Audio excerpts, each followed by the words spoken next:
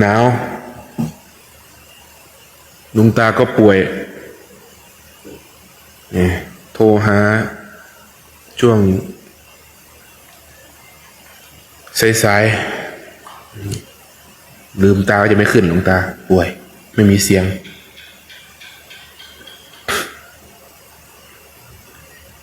กูเฒ่าแล้วเนี่ยใจร่างกายหนักเกิน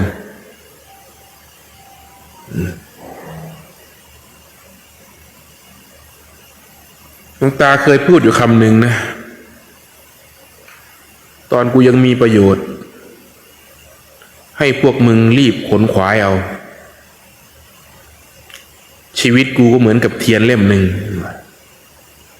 ท่านพูดกับโยมครูบาก็นั่งนะได้ยินด้วยชีวิตกูก็เหมือนกับเทียนเล่มหนึ่งไม่รู้ว่ามันจะดับวันไหนบางทีนี่เทียนนี่มันไม่ต้องรอให้ไส้หมดนะมันถึงจะดับกลางคันก็มีนะ ไม่จะเป็นต้องไส้หมดนะไม่จะเป็นต้องเป็นน้ำไขหมดไขเทียนหมดไม่จำเป็นเลยมันดับกลางคันก็มีเพิ่งจุดแล้วก็ดับก็มีจุดได้มาครึ่งเล่มแล้วก็ดับก็มีนะจุดจนหมดไขเทียนก็มีชีวิตเราก็เหมือนกันเลยถ้ายังพอเห็นแสงสว่างเห็นว่าสิ่งนั้นมีประโยชน์อยู่จงรีบขนขวายเอาอย่างพวกเราเนี่ยหากเห็นว่าครูบาอาจารย์ยังพอมีประโยชน์อยู่จงรีบขนขวายเอารีบเร่งขนขวายคือสร้างบารมีคำว่าสร้างบารมีคือสร้างนิสัยสร้างบารมีคือสร้างนิสัย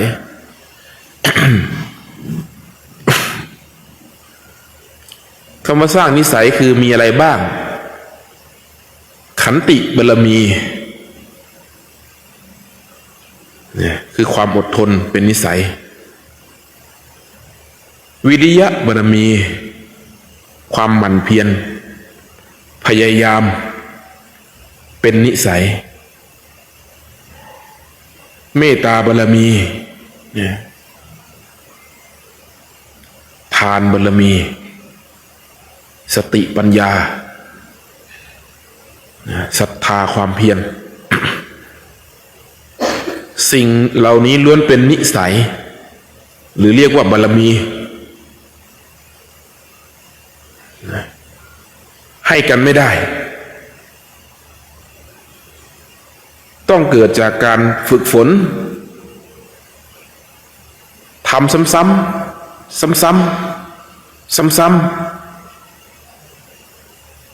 เหมือนการดูลมเนี่ยดูแล้วดูอีกดูซ้ำซักๆซ้ำ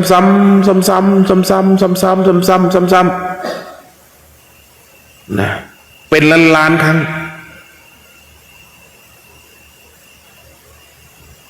ทำอยู่งั้นนะขัดใจตัวเองซ้ำอยากจะพูดในสิ่งนี้ไม่พูดอยากจะยื่นปากออกไปกระทบกระทั่งผู้อื่นก็หยุดเงียบไว้อยากจะบอกจะสอน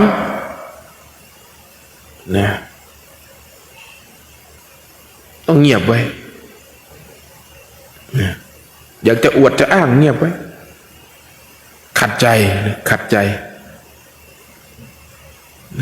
หากเราขัดใจมันได้ไปอยู่ไหนมันก็ได้ชนะมันได้ที่หนึ่งอยู่ที่ไหนมันก็ชนะถ้าชนะมันแล้ว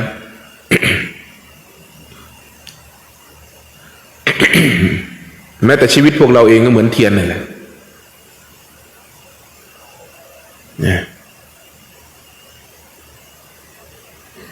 ทุกวันมันจะดับลงไม่มีเพิ่มขึ้นนะมันจะดับลงผู้ฉลาดเขาจะรู้ว่าทรัพย์ภายนอกเป็นเพียงแค่เครื่องอาศัย ผู้ฉลาดนะผู้ที่มีปัญญาเขาจะอาศัยทรัพย์ภายนอกนะเพื่อไม่ให้กายนี้ลำบากจนเกินไปนะเมื่อกายนี้ไม่ลำบากจนเกินไปพออยู่พอเป็นพอไปตามอัตภาพเขาจะอาศัยกายนี้ฝึกใจเห็นไหมฝึกใจทรัพย์ภายนอกก็สำคัญนะไม่ใช่เป็นสำคัญคนไม่มีทรัพย์ภายนอกเนี่ยอยากได้เสื้อกันหนาวสักตัวนี่ก็ไม่ได้นะพอมีเสื้อกันหนาวสักตัวนะพอเวลาหนาวมาก็ลำบากเห็นไหมพอมีความลำบากก็มีความกังวลพอมีความกังวลมันจะฝึกอะไรได้ทีนี้คนเราเหมือนมันหิวนะจะฝึกอะไรได้นิวรณ์มาแทรกด้วยอำนาจของสติอำนาจของปัญญาเรายังน้อยอยู่หาประโยชน์จากมันไม่ได้หรอกมีแต่ความกังวลใจความหนักใจทั้งนั้นนะอย่างนักบวชเราเนี่ยทำไมหลวงตาถึงหามาให้พยายามหามาคนไหนมีเงินท่านก็ไปปล้นมาหมดนะเอามาเลี้ยงนักปฏิบัติพอเป็นอยู่เป็นไปอะไรที่พวกเราช่วยกันนะรักษาช่วยพ่อแม่นะครูบาอาจารย์ได้ก็ควรทำอย่างยิ่งนะตามสมควรนะไม่ใช่จนลำบากตามสมควรนะตามอัตภาพตนเองอาหารการเป็นอยู่การขบการฉันเนี่ยตามสมควรนะบางคนนี่ห่อส่งกลับบ้านด้วยนะ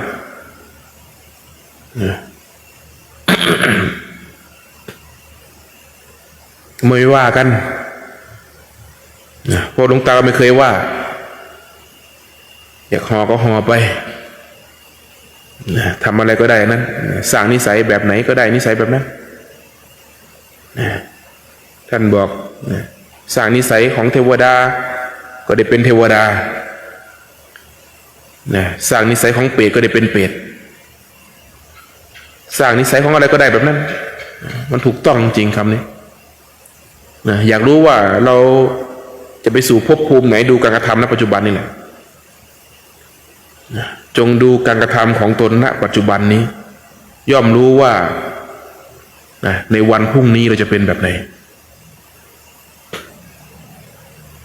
ประหนึ่งว่าเรายกขาก้าวย่างไปด้านหน้าจงรู้ไว้เลยว่ามันขยับไปด้านหน้าแล้วนั่นแหละกรรมกรรมนี่มันก็เหมือนกับเกวียนเทียมโคถ้าจะพูดเด็กสมัยนี้คงไม่รู้เรื่องว่าเกวียนเทียมโคเป็นยังไงมีวัวลากเกวียนผูกติดไว้กับเกวียนมันก้าวไปไหนเกวียนขยับไปตามมันขยับไปด้วยกันมันไปพร้อมกันนั่นเรียกว่ากรรมเหมือนเงาตามตัวหนีจากกันไม่ได้ทำอะไรมันก็ได้นั่นนะ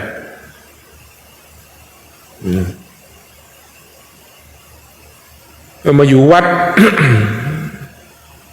บางคนก็ไปแอบขโมยของเพื่อนก็มีแล้วว่าก็ดีเหมือนกันจะได้เอาไว้ฝึกพวกภาวนาบ้าง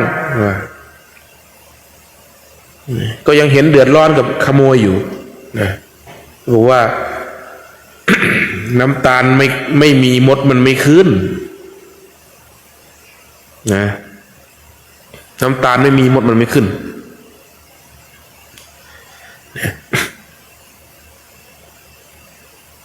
ขโมยเขามีน้ำใจนะมีน้ำใจขนาดเขาไปขโมยห่อข้าวเนี่ยเขายังแบ่งไว้ให้กินอยู่นะไม่เอาไปหมดเห็นไหมไม่เอาไป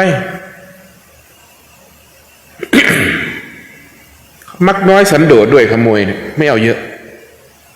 อย่างอุปกรณ์อยู่กุฏิไอ้ท็อปเนี่ยนะหลายแสนนะเอากระปุกออมสินอันเดียวเห็นไหมมักน้อยสันโดษนะเอาพออยู่พอกินเข้าไป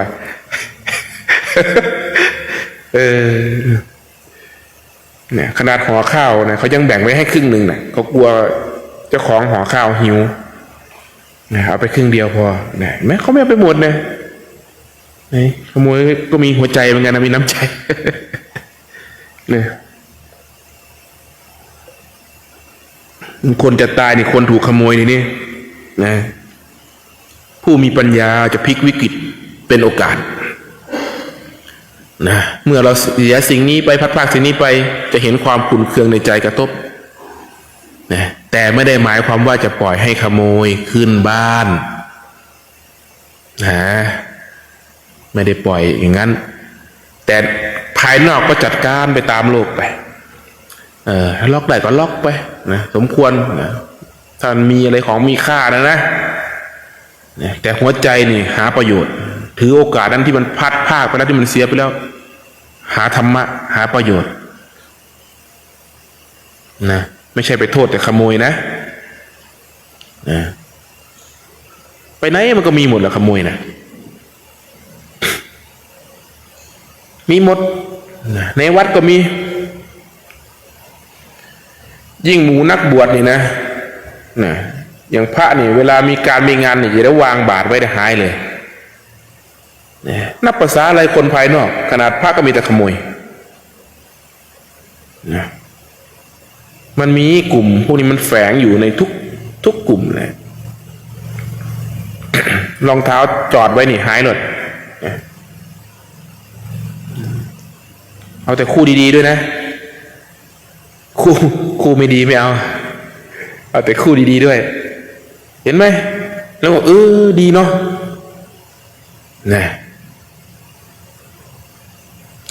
เขาเป็นอาจารย์เรา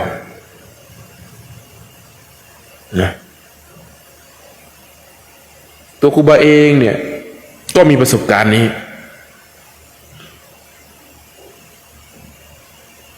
เราถอดรองเท้าไว้รองเท้ามันหาย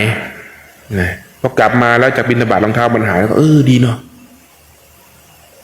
เราจะได้รองเท้าใหม่รองเท้าใหม่ก็ยังไม่ได้ผ่านไปวัน2 วันแล้วก็ยังได้เดินเท้าเปล่าอยู่ก็ดีเนาะเราจะได้ลองเดินเท้าเปล่าเหมือนสมัยพุทธกาลบ้างเรานี่มันใส่รองเท้ามานะนานแล้วลองเดินตีนเปล่ามั่งก็ดีนะ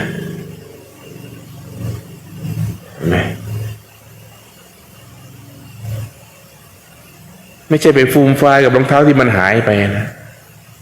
พลิกวิกฤตให้เป็นโอกาสเมื่อใจเราสงบเราจะมองเห็นหนทางอันปราศจากทุกข์อยู่เสมอเพราะทุกข์มันเกิดที่ใจเกิดที่ความเห็นเกิดที่ความคิดในเมื่อเราควบคุมระบบความเห็นความคิดหรือจัดการระบบ mindset ตัวเองได้มีสติควบคุม mindset ตัวเองได้ควบคุมความนึกคิดของตัวเองได้ด้วยหัวใจที่สงบเราจะพบหนทางที่ไม่มีทุกข์ต่อให้แขนขาดขาขาดพิกลพิการตาบอดแล้วก็ดีเนาะต่อให้ใกล้ตายนอนใกล้ตายนี่โอ้โหนี่เป็นโอกาสเป็นโอกาสสุดท้ายเลยเป็นโอกาสเป็นการงานสุดท้ายแล้วที่เราจะได้เป็นอิสระมันหาได้หมดนะไม่มีความกังวลพะวงกับความตายแม้แต่น้อยแต่เป็นโอกาสที่เขาจะเป็นอิสระจากการงานที่มันหนักอึ้งการงานที่รักษาธาตุขันธ์นี้ไว้นี่คนมีปัญญาคนมีสติปัญญาถ้าคนไร้สติปัญญาจะฟูมไฟไม่อยากตายเพราะหัวใจนี้ไม่มีความสงบมีแต่ตัณหามีแต่ความกลัว นะหากเปรียบเป็นบ้านก็บ้านที่รกนะไม่เป็นระเบียบมีแต่ความรกหัวใจที่สงบเปรียบเหมือนบ้านที่สะอาดเป็นระเบียบเรียบร้อยนะหาประโยชน์ได้หมดจริงๆนะผู้ฉลาดย่อมหาประโยชน์ได้จากทุกสิ่ง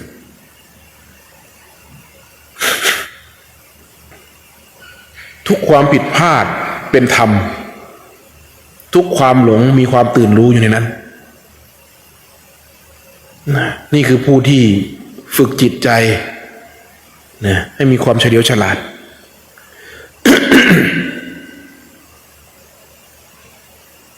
มันง่ายนะครูบามองว่ามันง่ายมากเลยมันง่ายเมื่อก่อนมันโคตรยากเลยนะเมื่อก่อนสิ่งเหล่านี้มันโคตรยากเลยมันยากที่สุดเลยแต่ทุกวันนี้มันโคตรง่ายมันง่ายมากเช่นกันเวลามันพลิกกลับไปแล้วเห็นไหม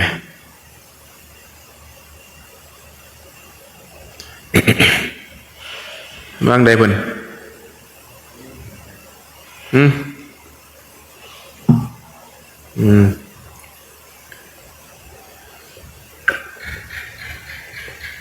ไม่ได้มาคุยด้วยนานนะโอ้บางทีก็อยากได้สักวันเดียวเหมือนไม่คิดเจนเหมือนกันนะเนี่ยอยากเป็นผู้ฟังมั่งเนี่ยพูดไม่เยอะแล้วครูบานี่นั่งฟังคนพูดได้ทั้งวันจริงนะ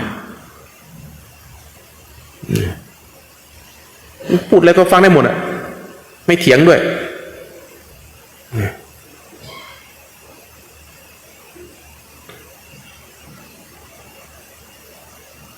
มีคำถามไหม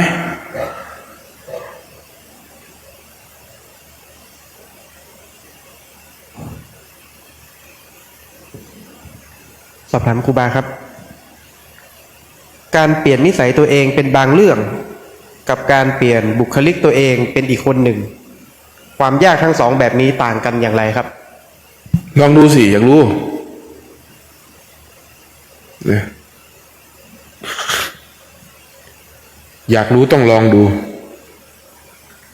ลองเปลี่ยนดูสินะครูบาก็อยากรู้คำตอบนี้เหมือนกันนะเพราะแต่ละคนมีความง่ายความยากไม่เหมือนกันเหมือนคนเก่งภาษาอังกฤษกับเก่งงานฝีมือเนี่ยคนหนึ่งเก่งงานฝีมือคนหนึ่งเก่งภาษาเนี่ยในเมื่อพูดในฝั่งของภาษาเขาว่าภาษาง่ายเขาก็ว่างานฝีมือยาก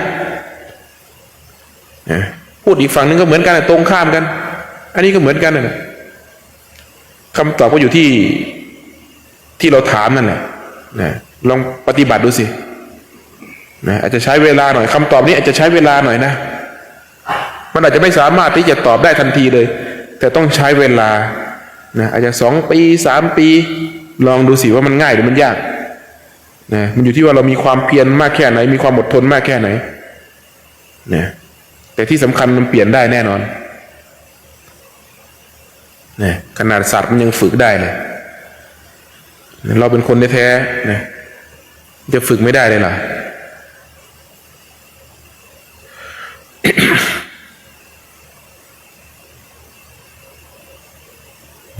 มีไหมคำถาม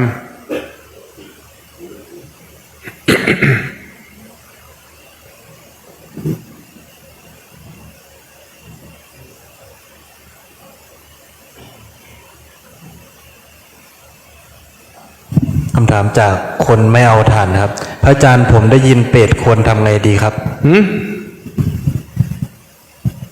ได้ยินเปรตควรทำไงดีครับได้ยินเปรตไม่ตรงไหนวะล้อมผ้าดีไหมต้องไปตามหาดูสิแค่ได้ยินก็เชื่อไม่ได้หรอกนะแม้แต่ขนาดเห็นอยู่ก็ยังเชื่อไม่ได้นะแต่เราจะหาประโยชน์จากมันได้ไหมล่ะหาประโยชน์จากสิ่งที่ได้ยินได้ไหม หากมั่นใจแล้วว่าอู้นั่นเปรตจริงแท้แน่นอน เป็นห้องมาอยู่เดี๋ยวเขามาบวชแล้ว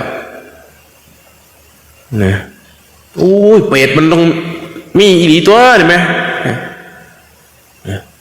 แสดงว่าเทวดาก็ต้องมีนรกก็ต้องมีสวรรค์ก็ต้องมีมรรคผลนิพพานก็ต้องมีไม่อยู่แล้วชาตินี้เนี่ยชาตินี้จะถวายให้กับพระพุทธเจ้าสักชาติหนึ่งนะหรือมันตัวเจ้าของดูดีๆนะดูดีๆมันถ้าเราหลอกคนอื่นได้เราก็หลอกถ้าเราหลอกตัวเองได้เราก็หลอกผู้อื่นได้เหมือนกันนะดูมันดี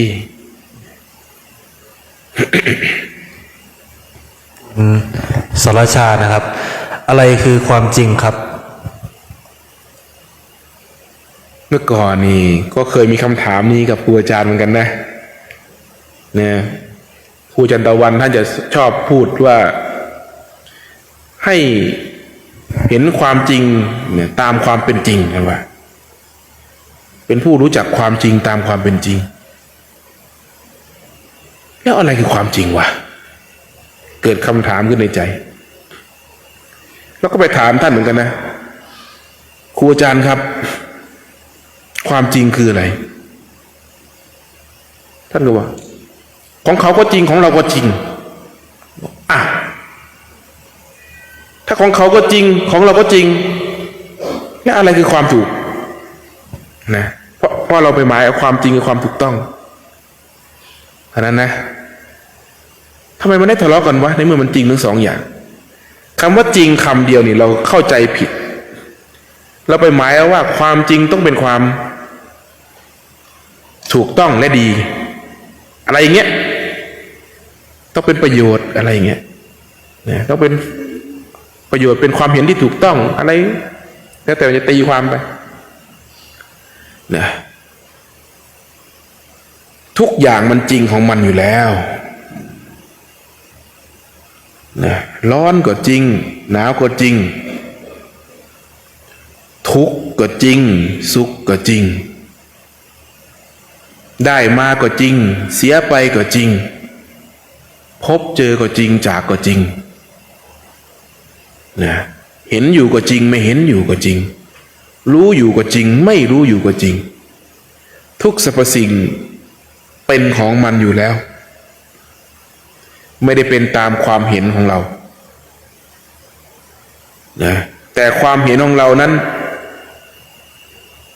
เอาไปตัดสินความจริงที่มันปรากฏอยู่เท่านั้นเองว่ามันเป็นอย่างนั้นเป็นอย่างนี้ยกตัวอย่างเช่นคนโกหกคนพูดไม่ได้พูดเรื่องจริงนะแล้วก็ไปตัดสินเขาว่าเขาไม่ดีนั่นคือความเห็นเรานะแต่ความจริงน่ะเขาพูดโกหกมันถูกแล้วนะคนพูดจริงก็เช่นกันนะเขาพูดจริงมันก็ถูกแล้วเขาพูดไม่จริงก็ถูกแล้วนะคนดีก็ถูกคนไม่ดีก็ถูกทุกอากัปกิริยาที่ปรากฏขึ้นไม่ว่าจะเป็นมืดเป็นสว่างนะทั้งภายนอกและภายในใจล้วนเป็นความจริงที่ปรากฏขึ้นมันเป็นของมันอย่างนั้นเราแค่รู้จักมันเท่าที่มันปรากฏแล้วก็ปล่อยมันผ่านไปอย่าเอาความเห็นไปแทรกสภาวะความจริงนั้นจงเห็นเท่าที่มันปรากฏแล้วก็ปล่อยมันผ่านไปสัมผัสอารมณ์เท่าที่มันปรากฏแล้วก็ปล่อยมันผ่านไปประหนึ่งเราสัมผัสกับอุณหภูมิความร้อนความเย็นบางวันมันก็เย็นสบายบางวันมันก็ร้อนอบอ้าวนะแค่รู้ว่ามันเป็นเช่นนั้นแล้วก็ปล่อยมันผ่านไปปล่อยมันผ่านไปเพราะทุกสรรพสิ่งนั้นมันเกิดขึ้นของมันเช่นนั้นนั่นเรียกว่าความจริงนะแต่ระดับลึกซึ้งลงไปก็จะลึกซึ้งไปลึกซึ้งแม้แต่ความจริงที่ปรากฏก็ไม่จริงแม้แต่ความไม่จริงนั้นก็เป็นความจริงว่าเนี่ยบอกไปบอกมามันเลยสิงงเลยป่ะเนี่ยสัจจะคือความตั้งใจมั่นนะในภาษาของมนุษย์นะสัจจะในภาษาธรรมเรียกว่าความจริง นะแต่สัจจะของมนุษย์เราเข้าใจคือ เมื่อตั้งใจทำสิ่งใดแล้วจะไม่ผิดจากความตั้งใจนั้นนะเพราะฉะนั้นสัจจะของมนุษย์กับสัจจะของสัจธรรมกับธรรมะนี่ไม่เหมือนกัน อย่างพวกเราจะเข้าใจคำว่าสัจจะคือเมื่อพูดสิ่งใดต้องทำไม่ได้ถูกไหมกษัตริย์ตัดแล้วไม่คืนคำนั่นเรียกว่าสัจจะแต่สัจธรรมนะสัจธรรมเนี่ยไม่ได้เกี่ยวกับคำพูดนะเป็นธรรมอันปรากฏขึ้นตามความเป็นจริงคนละอย่างกันนะ ข้อโอกาสครับ คุณกำปั้นครับอยากถามครูบาถ้าเราโดนมิจฉาชีพโกงเงิน จะทำตัวให้สงบหรือไม่คิดมาก จะปล่อยวางยังไงไม่ให้ทุกข์ แจ้งความแล้ว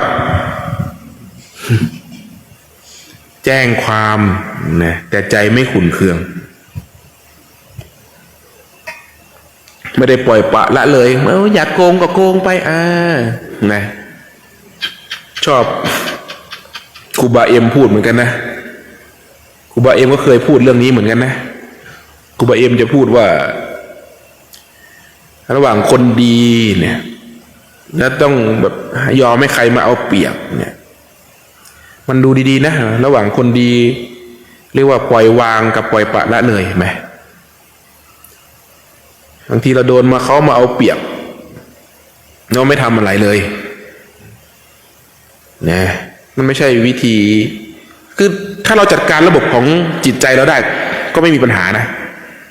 แต่ส่วนภายนอกจะทำยังไงก็ได้จะไม่ทำก็ได้จะช่างมันเถอะก็ได้ข้างนอกนะแต่ข้างในมันต้องช่างมันเถอะด้วยนะข้างในมันต้องปล่อยวางได้นะแต่บางคนในข้างนอกเนี่ยเขาทำตามโลกไปโดนโกงเขาก็ตัดสินขึ้นลงขึ้นศาลไปแต่ข้างในนี้เขาเข้าใจว่านะมันเป็นของมันอย่างนั้นอยู่แล้วใจไม่ได้ขุ่นเคืองขุ่นมัวก็เล่นไปตามสมมติภายนอกเหมือนละครเรื่องหนึ่งได้ก็เอาไม่ได้ก็เอา ไม่ได้ปล่อยปะละเลยนะคำว่าปล่อยวางคือปล่อยออกจากความยึดมั่นถือมั่นในใจนะคนดีไม่ใช่คนที่จะมีใครจะมาเอาเปรียบก็ได้นะไม่ใช่นะคนดีไม่ใช่ว่าโอ้เป็นคนดีนี่ต้องไม่ทำอะไรเลยเนี่ยเขาจะมาโกงก็ยอมเขาเรียกว่าคนโง่ไม่ใช่คนดีคนดีมันต้องไม่เบียดเบียนตนเองและผู้อื่นนะ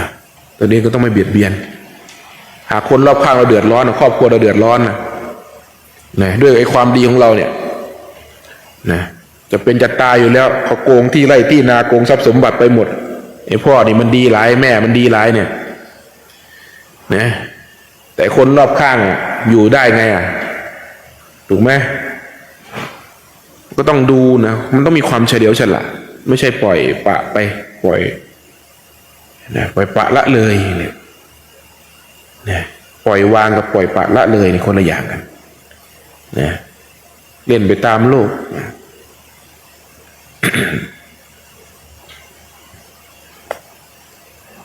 คุณบวรที่ใดมีรักที่นั่นมีทุกข์จริงไหมครับ จริงไหมล่ะเราไปถามคนมีความรักดูสิเนี่ยเราไปถามญาติพี่น้องดูถามเพื่อนฝูงเราถามพ่อถามแม่หรือแม้แต่ตัวเองจะสัมผัสไม่ได้เลยหรือไอ้ความคิดถึงไม่ทุกข์หรือทุกข์ไหมคิดถึงลูกทุกข์ไหมคิดถึงคนที่รักทุกข์ไหมทุกข์ขนาดกินข้าวไม่ลงก็มีนะทุกข์จนนอนไม่หลับก็มีนะนี่มันยังไม่ทุกข์อีกเหรอไหนล่ะมันมีความสุขนะแต่ว่าความคิดถึงนี่ทำให้มีความสุขฝันคิดไปคิดมาก็อยากไปหากันนี่ทีนี้เนี่ยแล้วตัวครูบาเองเนี่ยอยู่ไทยก็ดีอยู่แล้วนู่นไปถึงญี่ปุ่นนู่นก็เพราะความคิดถึงนี่แหละเนี่ยมันมีอำนาจแค่ไหนคิดดูสินะ อยู่บ้านก็ดีอยู่แล้วหนุนวิ่งไปถึงจังหวัดไหนก็ไม่รู้เนี่ย รถก็วิ่งตั้งเกือบ200เลยช้าชิบหายเลยตอนนั้น คิดฮอดหลายนะบางทีหงุดหงิดด้วยว่าถนนทำไมมันทำมาแค่นี้มันวิ่งได้ช้าไงเอามอเตอร์ไซค์1,000 ccมันจะวิ่งเร็วแค่ไหนคิดดูดินะบิดจนแบบคันเร่งทำไมมีแค่เนี้ยนะพอดูเข็มไม้นี่230มันยังช้าอยู่เลย ดูดิว่าความคิดถึงมันทุกข์แค่ไหนนะถ้ามันไปถึงช้านั้นใจมันจะขาดตายไงนะยิ่งรู้ว่าเขาป่วยอย่างเงี้ยโอ้โหยิ่งใจจะขาดตายเป็นห่วง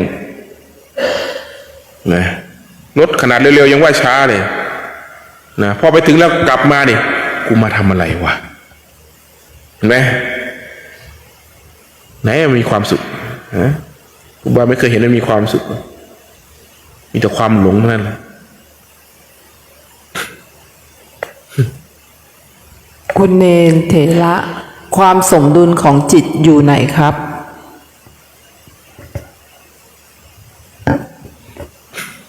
เป็นคำถามที่ลึกซึ้งมาก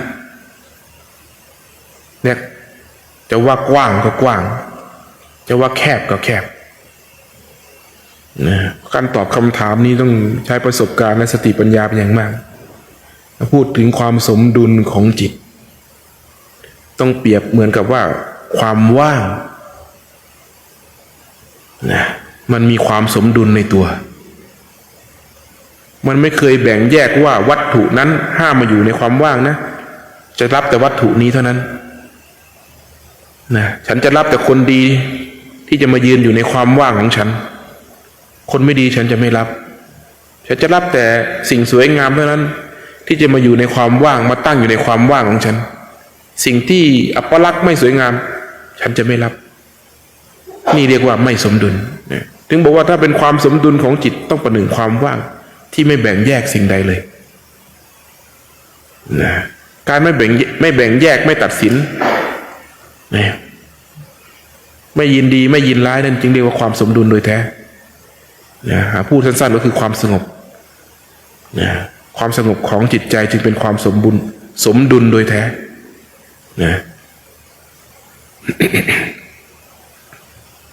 คุณพี่ชัยนะครับ คนที่ตุยไปแล้วไม่ว่าจะตกนรกหรือขึ้นสวรรค์ก็แล้วแต่เขาจะจำภูมิหลังของตัวเองตอนเป็นมนุษย์ได้ไหมครับ เราจำได้ไหมล่ะเราจำได้ไหมเราก็จำไม่ได้เนี่ยเราก็ตุยไปแล้วเหมือนกันเนี่ย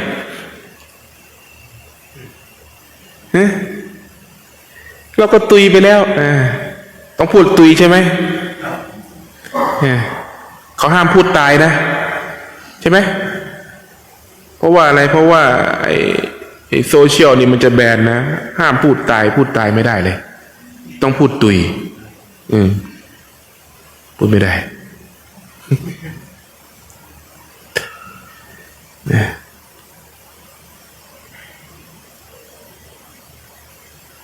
มีอีกไหมคำถามไม่มีจะลงแล้วนะ คำถามจากคุณมนตรีครับจะวางใจอย่างไรเมื่อทุกข์กายครับจะวางใจอย่างไรเมื่อทุกข์กายครับโอ้อย่างน้อยๆมันก็มีกายให้ทุกข์นะเราเดินได้อยู่ก็ยังดีกว่าคนเดินไม่ได้นะเราปวดแขนอยู่ก็ยังดีกว่าคนไม่มีแขนนะเรายังมองเห็นลางๆอยู่ก็ยังดีกว่าคนตาบอดนะเรานอนติดเตียงอยู่ก็ยังดีกว่าคนตายนะการจะวางใจได้นะไม่เดือดร้อนกับกายก็ต่อเมื่อเข้าใจว่ากายมันเป็นธรรมดาด้วยความทุกข์ด้วยรังของโลกด้วยความเปลี่ยนแปลงด้วยความเจ็บป่วยเป็นสามัญลักษณะแม้แต่ตัวครูบาเองก็ยังใช้ไม้เท้านี่เห็นไหมนั่งอย่างนี้ต้องนั่งเอ็นพิงนี้นั่งอย่างนี้ไม่ได้นะก้มอย่างนี้ก็ไม่ได้ได้แป๊บเดียวก้มชั้นข้าวนี่ไม่อิ่มอ่ะชั้นข้าวไม่เคยอิ่มเลยปวดมันไม่ไหวนะแต่ครูบาก็อยู่กับมันมานะไม่เคยเดือดร้อนกับมันเลยนะ แล้วก็เห็นคุณประโยชน์ของมันด้วยว่าเราป่วยอย่างนี้ก็ดีเหมือนกันนะเราจะได้พบกับคนน้อยๆหน่อยเห็นไหมโอ้เห็นประโยชน์มันนะได้อย่างเสียอย่างนะ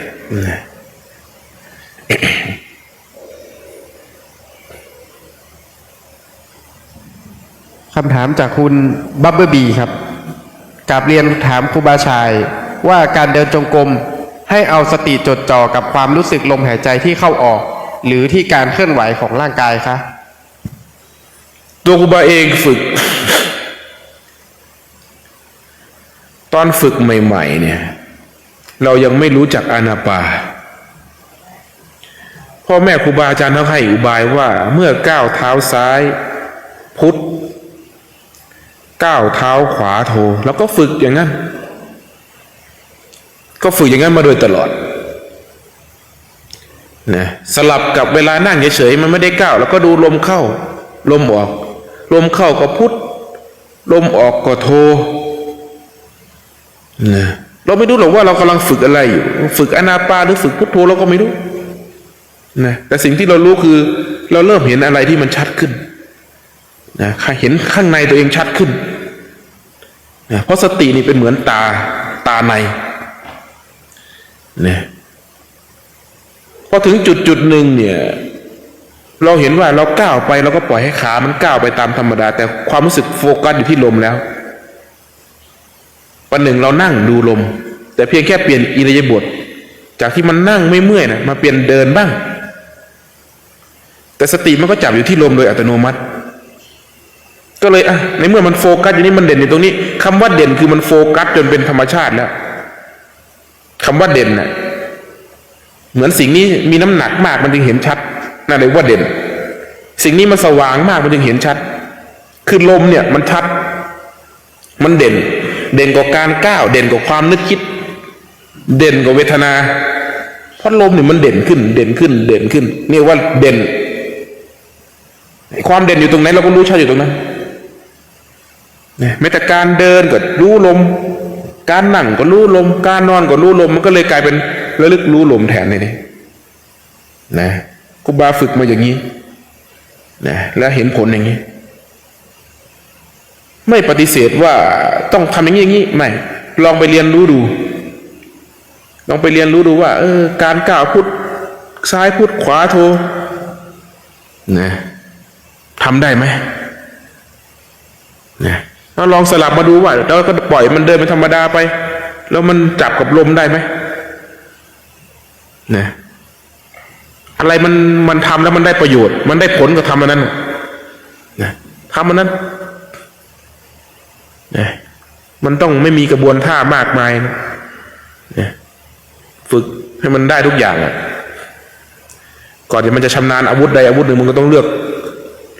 ลองทุกอาวุธก่อนแหละนะ ถ้าเป็นนักรบหรือเป็นหนังจีนเห็นไหมหนังจีนนะก่อนมันจะโดดเด่นในวิชาใดวิชาหนึ่งมันก็ต้องลองเรียนหลายๆวิชาดูก่อนไปสำนักนั้นสำนักนี้จนมันมาประมวลผลว่าฉันจะเรียกเดินสายนี้นะเห็นไหมเนี่ยนั่นแหละหลักการมันลองดู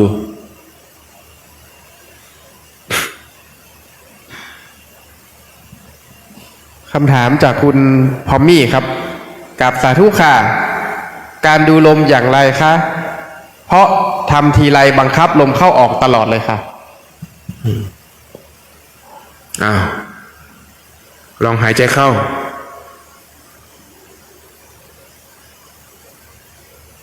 รู้ไหม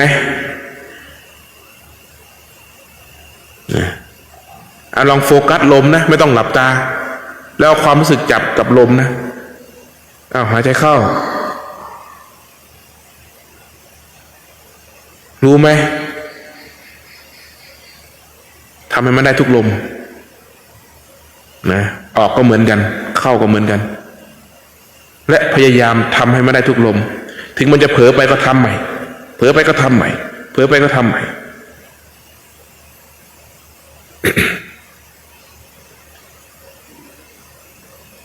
ครับคุณ VIP 396ครับขอ ออนุญาตครับ การเข้าใจในคำสอนของครูบาคือการเข้าใจหรือการเข้าถึงพระธรรมครับ เข้าใจ แต่ยังเข้าไม่ถึงต้องทำได้นะเข้าใจว่าความโกรธเป็นภัยนะนี่เข้าใจ แต่คนเข้าถึงธรรมะนะเวลามีความโกรธต้องระงับได้ ต้องหยุดได้ห้ามใจได้ ต้องมีความพยายามหนีจากสิ่งนั้นให้ได้นะคนที่จะเข้าถึงนะเขาเห็นโทษมันแล้วจึงพยายามเปลี่ยนนิสัยตนเองเปลี่ยนพฤติกรรมเปลี่ยนกรรมตัวเองนะจนเป็นเรียกว่าได้อัตภาพใหม่กรรมใหม่นะจนพ้นออกจากอำนาจแห่งอารมณ์นั้นได้นั่นจึงเรียกว่าเข้าถึง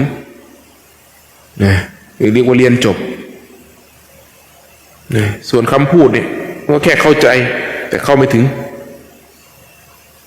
นะเมื่อใดก็ตามเราเห็นใจตนเองและฝึกหัดใจตนเองได้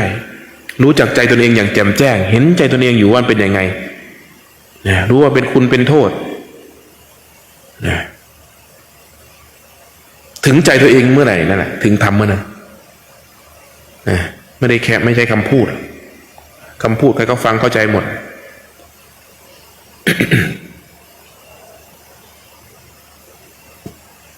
คำถามจากคุณชัยนินครับ ถามครูบาครับ เรารู้ว่าเราโง่ไม่ทันกิเลสทำอย่างไรถึงจะฉลาดทันกิเลสครับสาธุครับ กิเลสคืออะไรล่ะทันมัน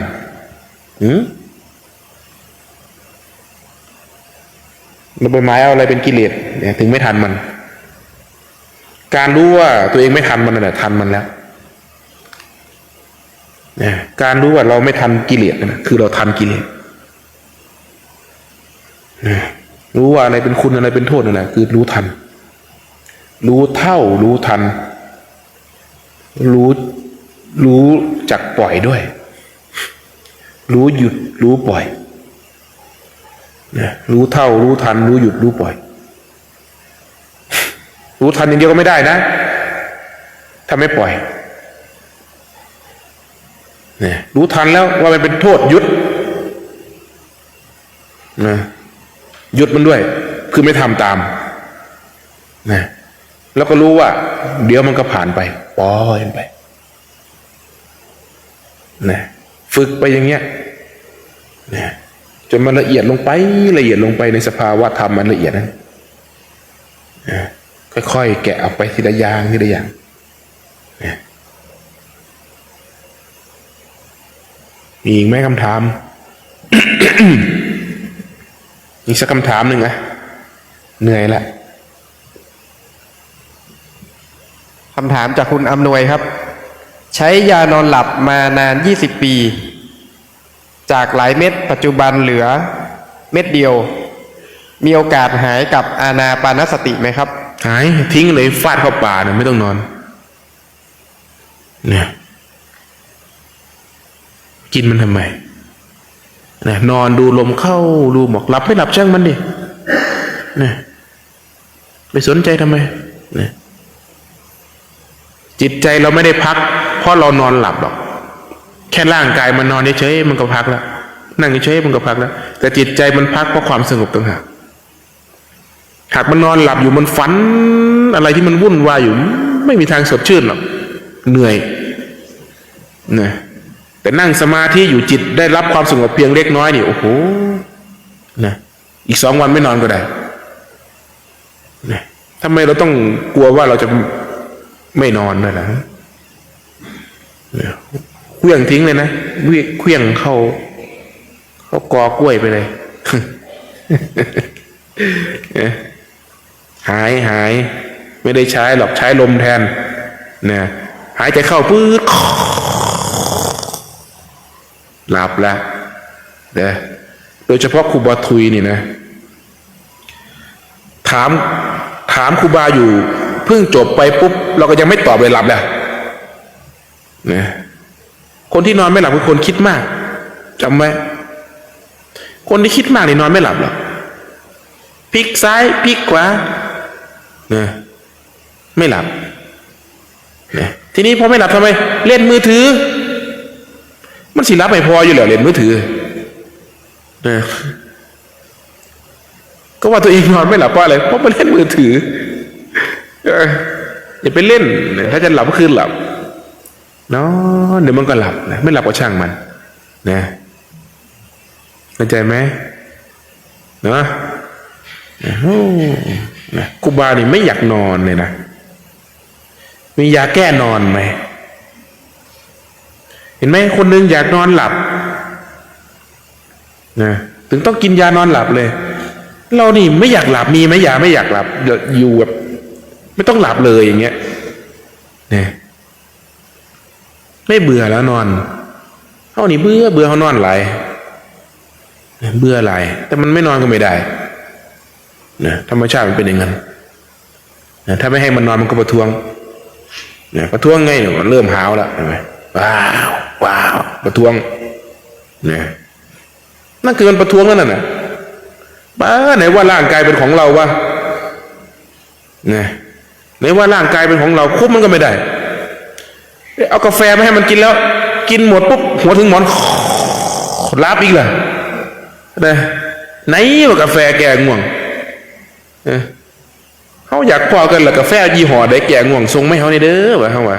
ส่งมาให้หน่อยนะกาแฟยี่ห้อไหนแก้ง่วงขนาดกินเสร็จเมื่อกี้ปุ๊บนั่งอยู่เก้าอี้มันยังหลับเลยก็รับไง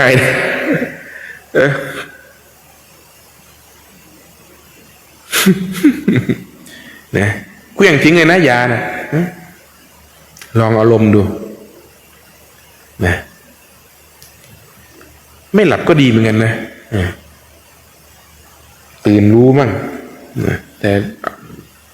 มันก็มีประเภทหนึ่งที่ไม่หลับแล้วก็คนบ้าก็ไม่หลับเหมือนกันนะพวกเนี้ยพวก B5 เนี่ยพวก B5 B10 เนี่ยไม่หลับไอ้เรานี่จนยอมแพ้นะไม่รู้ไปเอากำลังมาจากไหนโดยเฉพาะอากูเมื่อก่อนเนี่ยอายุเท่าไหร่แล้วอากู80แล้วแข็งแรงมาก2 วันไม่นอนอากูเนี่ยพอไม่นอนอ่ะหลวงตาเนี่ยหนีไปอยู่อีกกุฏหนึ่งทิ้งครูบากับอากูอยู่2 คนแล้วตัวเองก็คุยได้นะหลวงตา แต่ทิ้งครูบากับอากูไว้แล้วทีนี้เหลือแต่เราอยู่กุฏิกับอากูทำไงสักพักก็ไปเอาสังกะสีมาละไม่รู้ไปเอาสังกะสีมาจากไหนลากไปทั้งคืนเที่ยงคืนตี 1ลากเลยนะกูทำไรโอ้ครูบาว่าก็ขึ้นมากราบกราบเสร็จปุ๊บไปถอนต้นไม้มา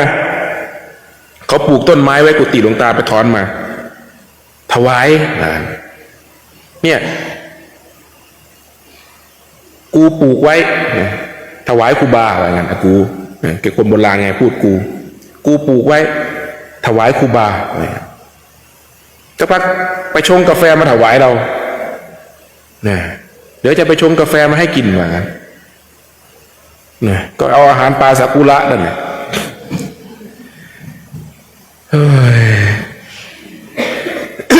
คนบ้านะเขาก็ไปเอาอาหารปลาซากุระนะคิดว่าเหมือนเด็กเล่นขายของนี่กาแฟเห็นไหมวันต่อมาก็วางแผนกับผู้พันไงนี่ผู้พันน้ำมันกัญชาเขาเอามาให้ตอนนั้นน้ำมันกัญชานี่มีใครมาดูมาให้หลวงตาเขาว่าช่วยได้หลับสบายว่าอย่างนั้นผู้พันหยอดกูนะหยอดสัก2-3 หยดนะให้กูได้นอนมั่งพอ2 วันแล้วเขาไม่นอนแรกๆก็ดีแล้วนอนเว้ยพอได้พักมั่งพอหลังๆมาดิหยอดยังไงก็ไม่นอนผู้พันหยอดเยอะแค่ไหนครึ่งขวดว่ากันแล้วโอ้โหไปให้อย่างนั้นเลยไอ้ขวดขนาดเนี้ยไอ้เหมือนน้ำยาหยอดตาเห็นไหม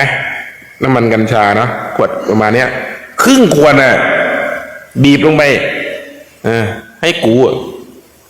กูก็ไม่นอนเนี่ยมันดื้อยาไม่ต้องผู้พันเอามานี่นะวะหยอดตัวเองเนี่ยแก้คนอื่นไม่ได้แก้ด้วยตัวเองครูบาก็หยอดตัวเองเข้าไป2 หยดเรียบร้อยเลยน็อกได้นอนแล้ว เชิญกูตามสบายนะจะปลุกยังไงก็ปลุกได้ เพราะไม่ตื่นหลับ เห็นไหมเนี่ยคนบ้าเนี่ยเขาก็มีกำลังเหมือนกันแปลกพวกเนี้ยเวลาใกล้วันพระเนี่ยเอาแล้วนะยิ่งใกล้วันพระทั้งที่เขาไม่รู้เลยนะว่าวันนั้นเป็นวันพระนะแต่วันนั้นเขาจะพิเศษที่สุดเลยถ้าเป็นเด็กก็มีกำลังมากไม่ยอมหลับไม่ยอมนอนพวกเนี้ยประหลาดเหมือนกันเนี่ยกรรมนั่นคือวิบากกรรมของเขากรรมมีผลกรรมส่งผลนะเขาทรมานนะไม่ใช่เขาไม่ทรมานเขาทรมานมากนะเห็นไหมความบ้านี่ก็เป็นกรรมเหมือนกันกรรมส่งผลนะอันนี้คงไม่ใช่คนบ้าหรอกเนาะไม่นอนเฉยเนาะ ขอให้หลับนะขอให้หลับสบายนะไม่ต้องกังวลอะไรวันนี้ก็สมควรเก็บเวลาแล้วพ่อ